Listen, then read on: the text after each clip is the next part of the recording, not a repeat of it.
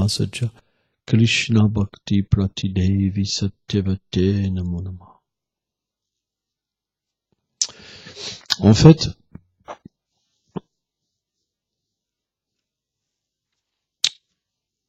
les Écritures expliquent que la miséricorde du gourou est bien plus importante encore que la miséricorde de Krishna. C'est pour ça que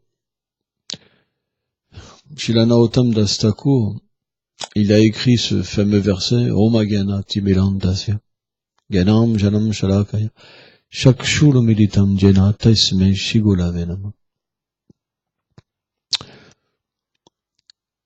Un disciple qui est sincère, dû à sa sukriti passée, reçoit la miséricorde du gourou. C'est le principe. Parce que il y a une qualification qu'elle a. Et le gourou, qui est un Vaishnav qualifié et libéré, il voit en fait, à travers les yeux de la miséricorde de Srimati Radharani, il voit qui a un potentiel dans sa vie passée. Il voit ceux qui commencent, qui débutent. Et il voit ceux qui ont déjà pratiqué dans les vies passées. Donc la relation qu'a avec un gourou, avec les disciples, est pas pareille, pas toujours au même niveau.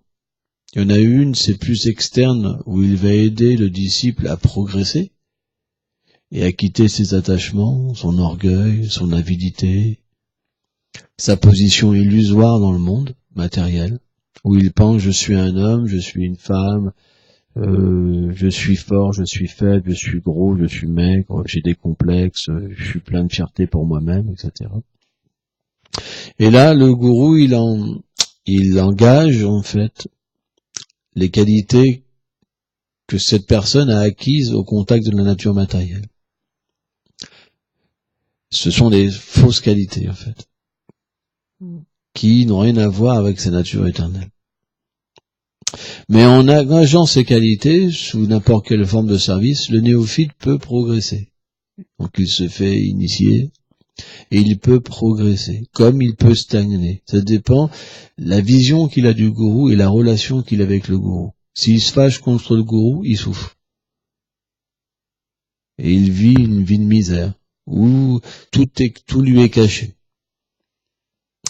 Mais si son attitude avec le maître spirituel, elle devient meilleure, alors naturellement, il devient heureux, grâce à cette relation. Et il peut progresser, en comprenant que le maître spirituel n'est pas son pote, n'est pas un être ordinaire. Et là, il commence à relationner avec lui sur un plan où il commence à comprendre qu'il n'est pas différent de Krishna. Et là, à ce moment-là, le Seigneur dans le cœur commence à se révéler. Et quand le Seigneur se révèle, il a une réalisation que ce qu'il suit, c'est pas ordinaire. Ça devient plus de la religiosité, juste du gyan, de la connaissance qu'on reçoit mais qu'on n'a pas expérimenté, mais là ça devient du vigan. Et à partir de là, le Seigneur l'aide à comprendre la position du dévot. Parce que c'est très difficile d'avoir foi dans une personne qu'on voit, avec des yeux imparfaits. On voit des défauts. Parce qu'on ne peut pas voir la position du maître spirituel. Mais celui qui a plus de bénéfices des vies passées, en fait, le gourou perçoit et lui donne directement une miséricorde spéciale pour voir sa position interne plutôt qu'externe. Et donc, il l'introduit directement, en fait, dans des sentiments transcendantaux. C'est différent. Donc, il y a deux sortes de qualifications. Ça peut pas être autrement. Parce que les vies passées, où l'être a pratiqué du bhajan, c'est quelque chose, c'est quelque chose qui n'est jamais détruit. Et donc, si quelqu'un n'arrive pas à la perfection, dans une vie future, il se voit de prendre naissance, peu importe en quelles circonstances, et Krishna revient sous la forme du gourou, en fait. il vient l'aider de nouveau pour qu'il puisse progresser. Donc, on doit comprendre une chose qui est vraiment importante, c'est que on peut très bien prendre cette chance ou la gâcher. Mais elle nous sera redonnée de toute façon. Parce que dès qu'on fait un pas vers Krishna, c'est éternel.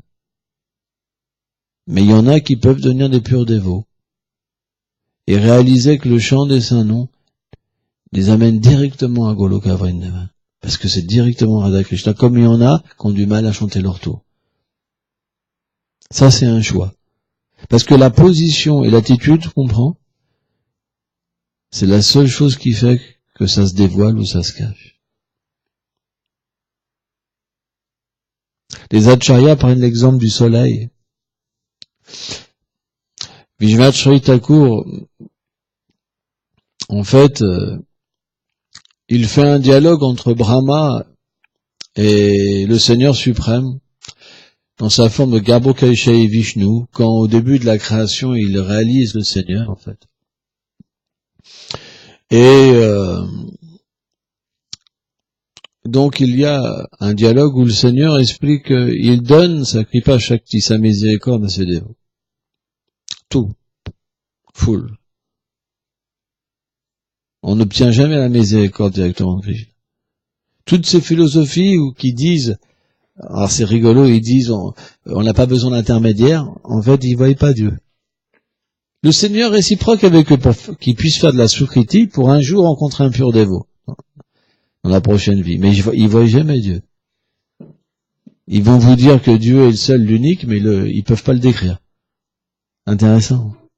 En fait, on peut pas voir le Seigneur sans l'intermédiaire de son dévot. C'est lui-même qui l'explique. Dans le 11e chant, Krishna explique que son adoration du dévot, elle est plus élevée que lui-même. Mais ça, c'est difficile à comprendre.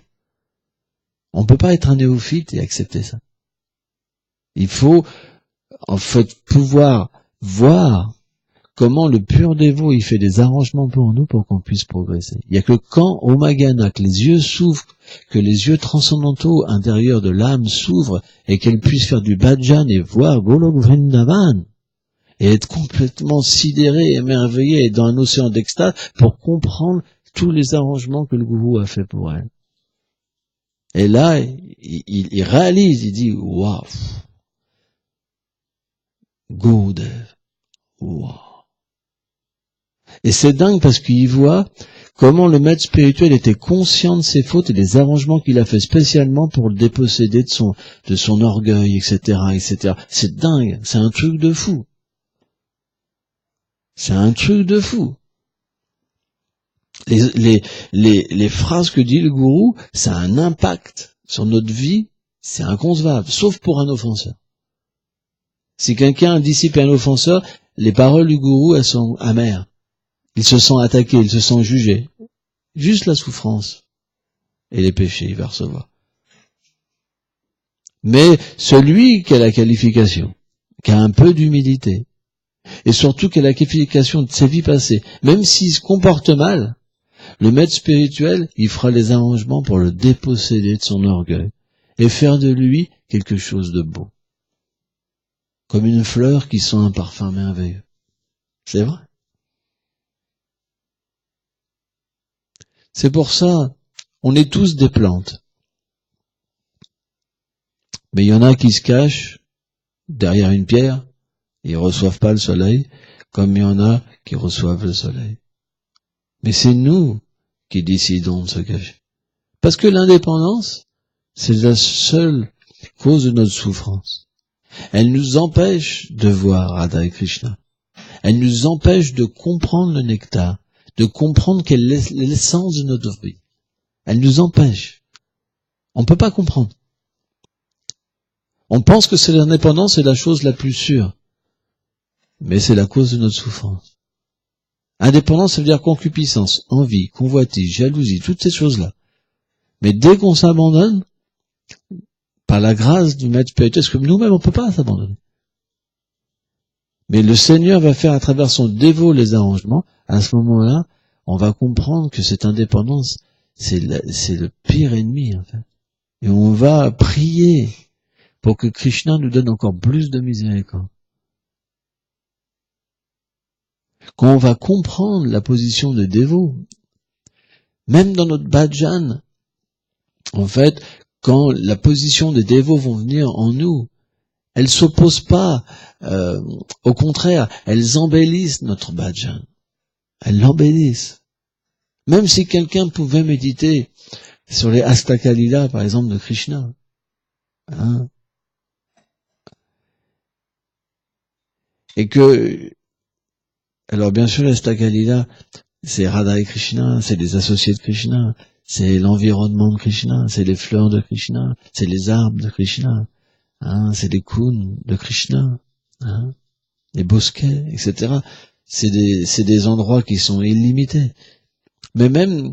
Mais en fait, pourquoi un disciple peut voir ces endroits? Pourquoi un disciple peut méditer sur ces choses? C'est simplement la grâce du gourou. Par exemple, je vais donner un exemple pour expliquer ça, parce que je trouvais pas le moyen d'expliquer ça. Je vais donner un exemple. Par exemple, si c'est juste des théories. Si vous aviez une vision du Seigneur suprême, et que vous aviez une vision après du monde matériel de vos attachements, vous trouverez ça comme quelque chose qu'il faut vous débarrasser, vous voulez goûter quelque chose qui vous libère de ça. Mais si vous aviez une vision du Seigneur et après une vision du maître spirituel, même dans sa forme qu'il prend terrestre, il n'y a pas d'incomptabilité. Ça serait aussi merveilleux, même plus merveilleux. Parce que il n'y a pas de différence. La miséricorde du Seigneur sous la forme du gourou et la révélation du monde transcendantal, c'est un. C'est la source, vous comprenez? Alors que quand les désirs matériels et les objets matériels de ce monde viennent, c'est l'antipode. C'est ce qui nous empêche de voir nos attachements, la vérité transcendantale. Hein? Or,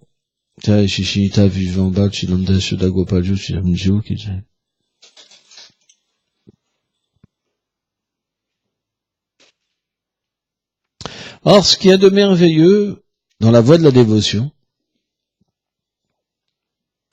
c'est que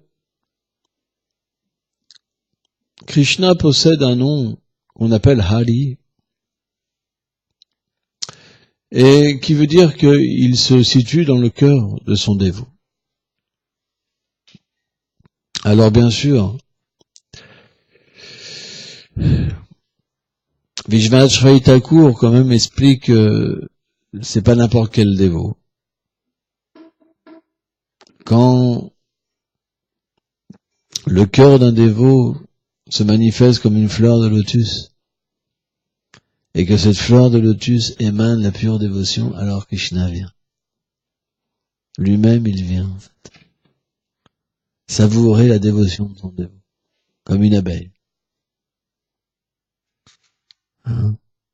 Ça, c'est pas ordinaire. Vishwanath Chakravarti Thakur dit ça. Il dit qu'en fait, Krishna, il aime cette place-là. Vous vous rendez compte? Il aime. Et Bhaktivedanta Swami Prabhupada explique que simplement un tel dévot peut donner Krishna. Celui qui porte pas Krishna dans son cœur peut pas donner Krishna. C'est pour ça qu'on doit bien choisir le gourou. Alors, bien sûr, certains disciples, parce qu'ils se comportent mal, ils vont se dire, bah oui, parce que c'est mon gourou qui est pas qualifié. Il y a beaucoup ça dans le monde. Hein. Donc après, ils reprennent un autre gourou. Ils galèrent de gourou en gourou. En cherchant la personne qui va les délivrer, mais en fait, elle se comporte, elle critique tout le monde, elle est envieuse de tout le monde, du temple, de ceci, de cela. Dès qu'il y a un problème, c'est la faute du gourou. Donc ça, c'est une sorte de disciple, hein, qui est pas une bonne association. Mais ça existe. Et en fait, il y en a beaucoup comme ça. C'est une majorité quand même. Parce que dans le monde matériel, on rapporte toujours la faute sur les autres. Donc quand on progresse pas, qu'est-ce qu'on fait? On se met en colère contre le gourou. Et quand un, il a la miséricorde, alors on devient envieux de celui qui a la miséricorde, et on devient encore plus envieux envers le gourou. Ah, il est injuste. Ah, lui ou elle, il a la miséricorde, mais moi, je fais tellement de choses, tellement de services. Ah, Ah, comme ça. Et ouais, hein, ça sort. Tous les choses indésirables sortent. On se transforme. On obtient même une autre forme. Hein, c'est vrai? Des rondeurs sur le visage. Hein, on ressemble un peu des fois à un bulldog. Mais,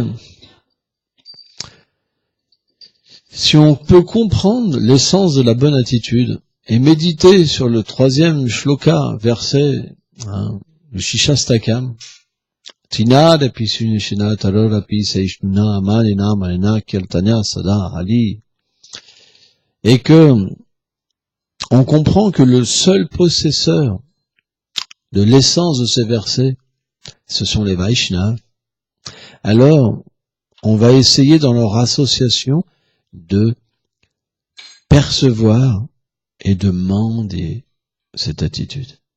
Cette attitude, elle est disponible dans leur cœur. Les Vaishnavas, finalement, la première chose qu'ils distribuent, c'est l'attitude. La bonne attitude. Parce que qu'est-ce que les autres choses pourraient être disponibles? Rien. Si vous êtes envieux, comment une personne envieuse pourrait avoir du nectar? Elle le transforme en poison. Vous savez, si vous donnez à un serpent du lait, il accroît son venin. De la même manière, si vous lui donnez du nectar, il va être plus envieux. Donc, en premier, avant de parler de choses intimes et d'aider le disciple à progresser dans les relations du monde transcendantal, alors il permet aux disciples d'avoir la bonne attitude. Il y en a, ça prend plus de temps. Mais le temps, c'est pas grand-chose. Quand l'attitude est là, le progrès va vite. Parce que le chant vient tout de suite. Et transporte l'aide dans un niveau de conscience qu'on peut même pas imaginer. Mais le début est très difficile. C'est extrêmement difficile de purifier son cœur, d'accepter la bonne attitude, de vouloir arrêter de penser qu'on est le super. C'est parce que ça fait des milliards d'existences qu'on est dans ce monde matériel.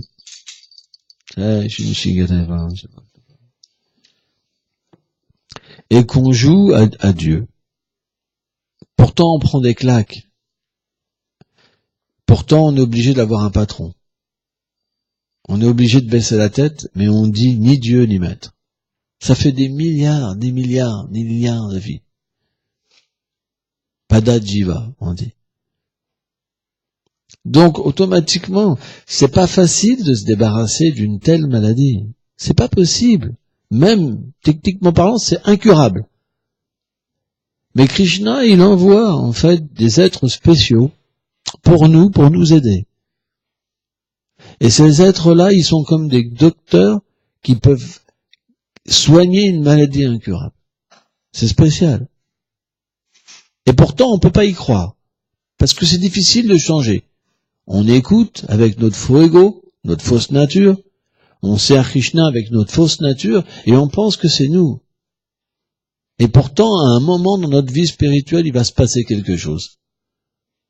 On va percevoir qu'on est différent, que notre vraie nature est différente, que notre forme est différente, que notre nom est différent, que nos attributs sont différents, que notre service est différent, notre amour est différent, nos parents sont différents, nos amis sont différents, notre environnement est différent. Et là, on sera étonné. On sera étonné par la grandeur des Vaishnavas. Krishna lui-même glorifie ses dévots. Krishna lui-même pense profondément qu'ils sont supérieurs à lui. Les purs dévots, Krishna dit, ils sont plus chers que ma propre personne. Et simplement une personne comme ça, à ce niveau-là, peut entrer dans son monde. Si vous n'avez pas cette qualification-là, vous ne pouvez pas entrer à Golok Vrindavan. C'est pas possible. Vous vous rendez compte? À moins de recevoir la miséricorde d'un sadhu, à moins de la désirer surtout, on reviendra. Mais vous reviendrez, vous n'aurez pas plus dans ce monde. Il faut bien réfléchir. Vraiment bien réfléchir. Qu'est-ce qu'on a ici? Que des misères. La vie sexuelle est une misère.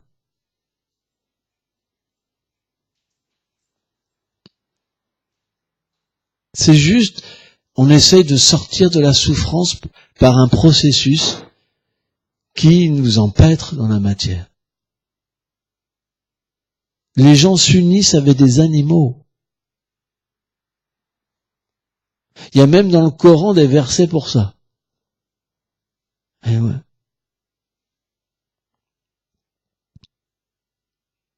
Parce que l'être a des désirs tellement bas qu'il est poussé par la nature matérielle à s'accoupler avec des chèvres.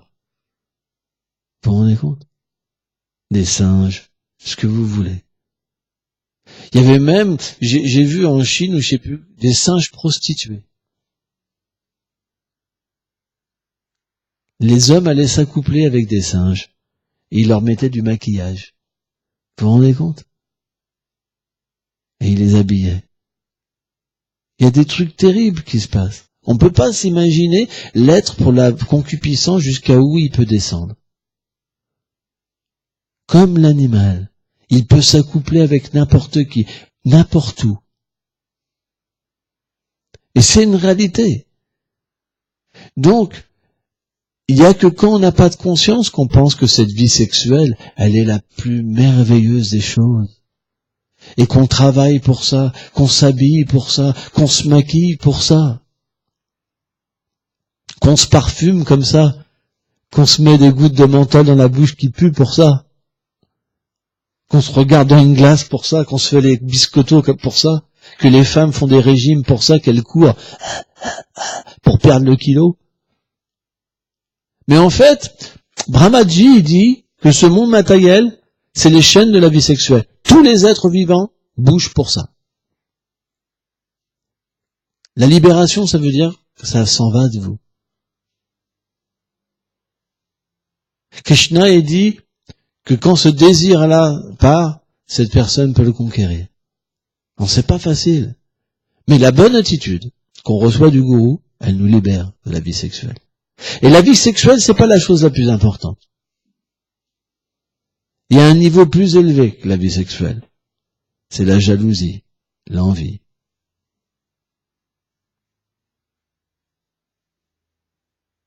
La position. Et ça, il n'y a qu'un pur dévot qui peut nous enlever ça. C'est impossible à enlever. La vie sexuelle, c'est rien. Il n'y a rien du tout. C'est grossi encore.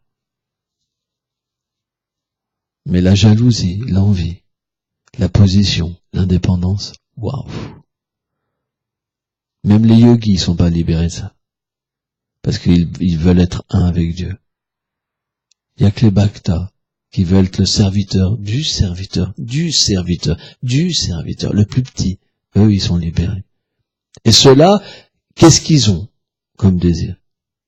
Juste le bonheur de Krishna. Juste le bonheur de Radharani. Juste exister pour leur bonheur.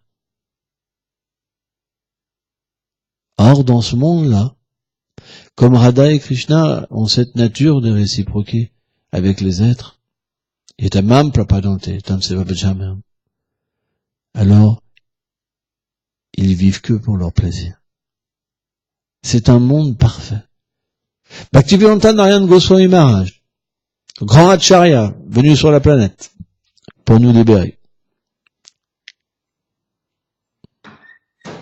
Il a dit que dans ce monde, c'est très difficile à être contrôlé. C'est très douloureux. Rappelons-nous nos parents quand ils nous disaient « Arrête de faire ça, arrête de faire ci, arrête de faire ça, arrête de faire ci », quand le patron nous dit hey, « ça va pas là ». C'est très difficile à être contrôlé. Donc naturellement, au début, quand on est avec le gourou, c'est difficile d'être contrôlé. On a même peur de le voir, de lui parler, on se dit « Oh là, qu'est-ce qui va me passer aujourd'hui ?» Vrai ou pas? C'est difficile. C'est très difficile. Mais Narayana Maharaj dit dans ce monde, c'est un monde tellement merveilleux que se faire contrôler, c'est tellement doux. Que même Krishna, putain, il aime se faire contrôler. C'est ça le monde de la douceur. Une telle poésie sort des Vaishnavas comme Bhaktivedanta Narayana Goswami Maharaj. Baba. Parce qu'ils expérimentent. Ils expérimentent. Et ils nous disent à travers ces phrases, oh, venez dans ce royaume de l'amour, faites-vous contrôler. Mais qu'est-ce qu'on fait? Nous, tout l'inverse. On se bat tout le temps. Mais le gourou qualifié, il voit ça. Et il rectifie, en fait, le cœur du disciple. Graduellement, par ses paroles. Il le rectifie. Et à un moment ou à un autre, le disciple, il commence à aimer venir. Parce que ça lui apporte quelque chose dans sa vie. Parce qu'il commence à voir son problème. Et il commence à comprendre que c'est simplement par la puissance des paroles de Vaishnava que je vais régler le problème de ma vie. Parce que Krishna est dans la parole des Vaishnavas. La puissance, la miséricorde, elle est dans la parole des Vaishnavas. Parce que pourquoi un Vaishnava parle? Parce que son propre gourou lui a demandé de parler.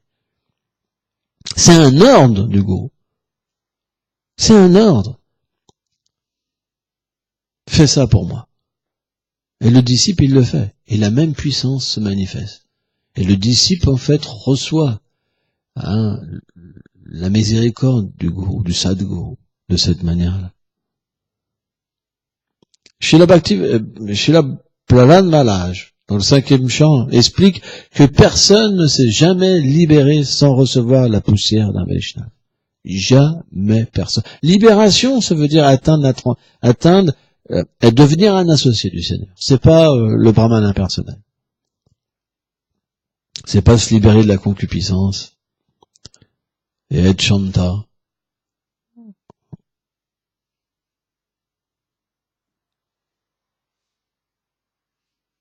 Il se passe pas grand chose d'ailleurs. Non, la libération, ça veut dire un jour servir dans le camp Srimati Radharani. Et c'est ça qui caractérise, le mouvement de Chaitanya Mahaprabhu. C'est qu'on ne promet pas le bonheur aux êtres vivant dans ce monde. On ne promet pas la libération. Ni d'être paisible. Parce que Krishna ne rendra jamais paisible. S'il veut nous sauver, alors il va venir toujours de la manière qu'on veut pas.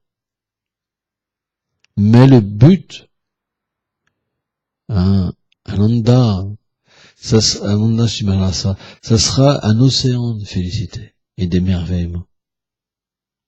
Parce que si le gourou est miséricordieux avec nous, le saint nom sera miséricordieux avec nous. Parce que des personnalités comme, par exemple, chez Shrimad Bhakti Vibhuda Bhogan Goswami Maharaj, notre acharya, c'est des gens tellement élevés dans la dévotion. C'est les associés du Seigneur, venus sur terre, qu'ils peuvent octroyer à une personne de chanter sans offense. Leur puissance est tellement forte. On peut pas lutter contre ces gens-là. On peut pas. C'est pas possible. Parce que vous devez souffrir quand vous luttez. Quand vous pensez mal d'eux, la souffrance vient tout de suite. Les réactions viennent tout de suite. Donc vous êtes obligé de progresser. Vous n'avez pas le choix. Au fur et à mesure que vous vous confrontez à eux, au fur et à mesure que vous souffrez, au fur et à mesure que vous rectifiez. Vous n'avez pas le choix, vous êtes obligé de progresser. Vous pouvez rester loin, vous planquer, par exemple. Mais dès que vous revenez, ça repartit. Vous êtes obligé de changer. Vous pouvez pas. Parce que on n'a pas le pouvoir de changer cet environnement qui représente gourou. On n'a pas le pouvoir. On est obligé de changer. Et c'est ça qui est difficile pour nous. Parce qu'on ne veut pas abaisser la tête. On ne veut pas être perdant. On a un faux ego. Faux ego, c'est terrible comme truc. C'est terrible, faux ego. Mais c'est vrai. Il est terrible, le faux ego, parce qu'il ne veut jamais être perdant. Mais devant le gourou, il peut pas. Moi, c'est mon expérience personnelle que je vous parle. devant le maître spirituel, j'ai dû baisser ma tête. Mais quand j'ai baissé ma tête, j'ai pas ressenti de honte. J'ai pas senti que j'étais perdant, j'ai senti que je gagnais tout. C'était une expérience merveilleuse. J'ai senti que je gagnais tout. Et là, j'ai dit, ah, c'est ça, être un serviteur, c'est qu'on reçoit tout. Ça doit être vraiment bien. Vous comprenez? Donc l'habilité de devenir un serviteur augmente. Parce que plus on est petit, plus on reçoit. C'est génial. Alors qu'avant, on prenait que des grosses claques. On était soi-disant le meilleur, on était livré à nous-mêmes tout le temps. Et les gens qu'on demandait de l'aide, on avait la haine après d'eux parce que finalement, c'était jamais comme on voulait. Et ils se servaient toujours de notre, défaut pour nous critiquer ou nous monter dessus. Mais là, on a un monde qui est complètement différent. On se heurtait, on souffre, on est obligé de baisser la tête, mais on ne reçoit pas de mauvaises choses. Rien de mauvais apparaît. C'est vraiment un étonnement. Au contraire, on reçoit des joyaux. On reçoit l'aide d'une personne qui est plus humble que nous, qui a tout plus que nous et qui nous ouvre son cœur. Et en fait, dans cette voie-là, on est de plus en plus étonné. Et c'est ce qui fait qu'on va changer de personnalité. On va accepter l'attitude Vaishnav. Parce que ce qu'on va voir, ça sera tellement merveilleux, ça va dépeindre sur nous, et c'est ce qu'on voudra.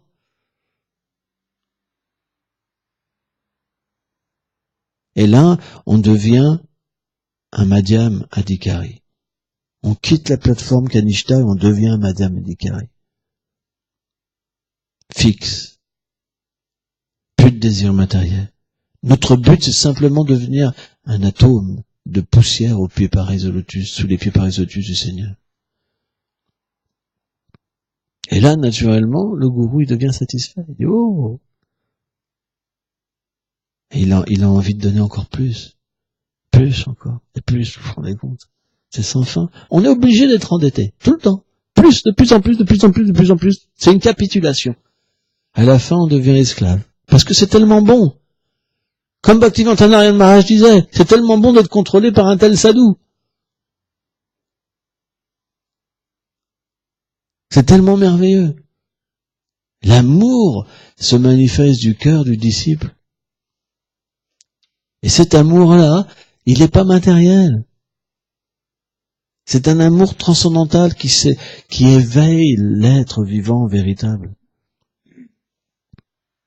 Donc, c'est une expérience. Mais si vous avez cette expérience-là, vous pouvez délivrer, aider tellement d'êtres vivants. Parce que votre vie, elle aura un impact sur les gens. Vos paroles auront un impact. Pourquoi? Parce que ce propre gourou vous dira d'aider les autres. Parce que vous deviendrez qualifié. Il vous dira maintenant, il faut que tu aides.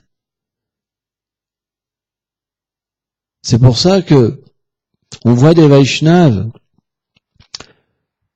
traverser le monde entier, en fait.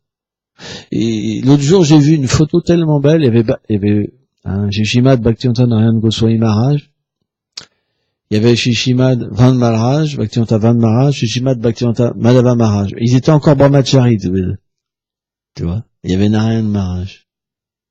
Mais on voyait que c'est pas des êtres ordinaires. C'est des gens, c'est les associés du Seigneur.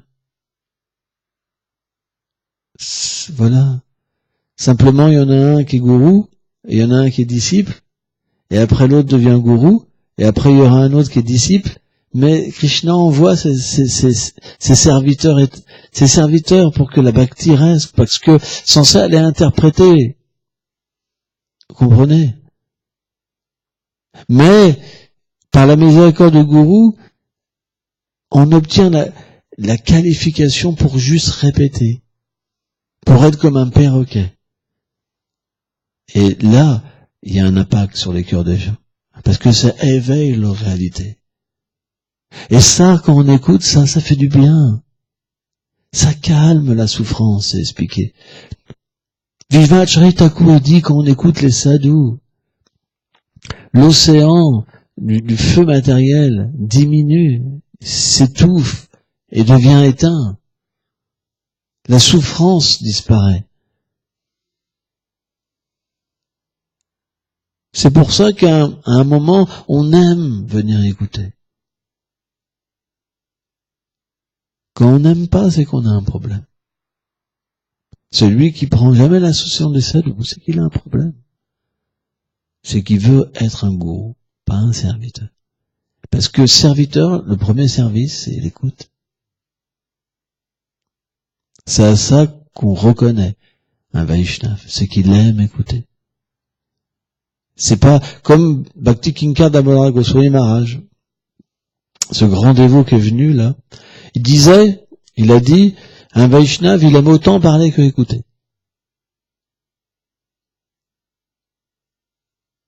C'est la même chose, c'est du nectar, parce que quand il parle, il est inspiré par Krishna, et quand il écoute, il est inspiré par Krishna. Il se voit comme un instrument, il se voit pas comme une personne qui a du pouvoir. Il se voit comme un serviteur de la miséricorde des Vaishnavas.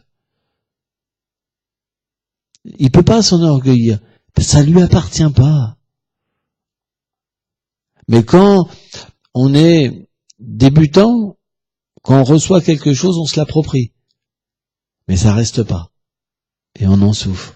Ça vient un petit moment et ça part. C'est pour ça que parfois on dit, mais pourquoi ça s'en va? J'ai goûté du nectar. Tout le monde a cette expérience-là. J'ai eu une petite goutte de nectar, mais c'est parti. Ah, c'est dommage. Parce qu'on se l'approprie. On pense que ça vient de notre miséricorde. Mais en fait, le Vaishnava, lui, il est simplement un serviteur. C'est pour ça qu'il flotte dans la miséricorde de Krishna. Il flotte dedans. Des fois, il se noie. Des fois, il réapparaît. Des fois, il se noie. Des fois, il réapparaît. C'est parce que, comment dire, il s'appartient pas, quoi. Vous comprenez? Et plus il est abandonné, plus ça devient un océan qui grandit, même. C'est pas simplement qu'il se noie, mais plus ça va, plus il est dans un océan qui a une substance de plus en plus merveilleuse. Même l'ombre des divertissements Krishna, on commence à se noyer. Mais plus, en fait, les doux lilas de Krishna se révèlent, et plus la noyade, elle a une substance, elle éveille notre relation éternelle. Bhav, prem. C'est quelque chose qui est graduel. On ne doit pas penser, c'est pas pour moi. Parce que quand on pense ça, on pense qu'on est score. On doit dire, ça c'est pour moi, c'est ce que je veux, c'est mon but.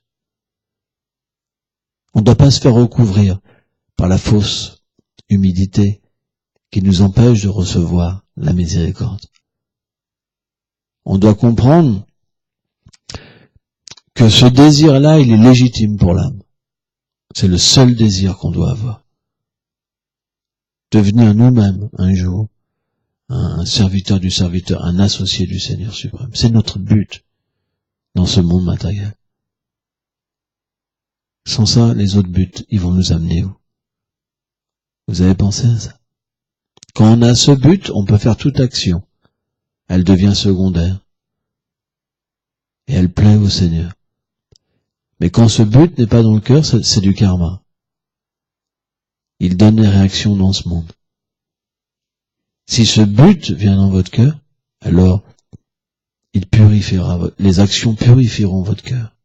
C'est ça la différence. Il faut bien comprendre ça. Si le but est dans le cœur, les activités ne donnent aucune conséquence. Au contraire, elles purifient et elles nous amènent à comprendre la position des Vaishnavas. Alors que si ce but n'est pas dans notre cœur, alors chaque action contaminera notre cœur. On n'a pas le choix. C'est pour ça que, suivant les vies passées, la compréhension peut être plus rapide ou moins rapide. Mais naturellement, Krishna fera des arrangements pour qu'on puisse un jour obtenir ce désir, qui est le bien le plus précieux. Sridhar Maharaj disait, on peut voir la grandeur d'une personne à son désir, Mais qu'est-ce qu'il y a de plus grand que de devenir un associé du Seigneur? Rien. C'est pour ça, si vous vous associez, si on s'associe avec des personnes qu'on se désire, ce désir viendra dans notre cœur. C'est pas plus simple, plus compliqué que ça. Donc ceux qui viennent écouter, les sadhus, ils auront ce désir dans leur cœur. Ça apparaîtra. Personne, à part les sadhus, parle de ça. Vous pouvez rencontrer votre père, votre mère, vos cousins. Ils vous plongeront dans l'ignorance, de l'oubli de Krishna. Mais si vous rencontrez les sadhus, le désir apparaît en vous. Vrai ou pas? C'est la vérité. C'est pour ça que c'est pas, on doit absolument comprendre l'importance de venir écouter. Hein? Bon, on va s'arrêter là. All moment.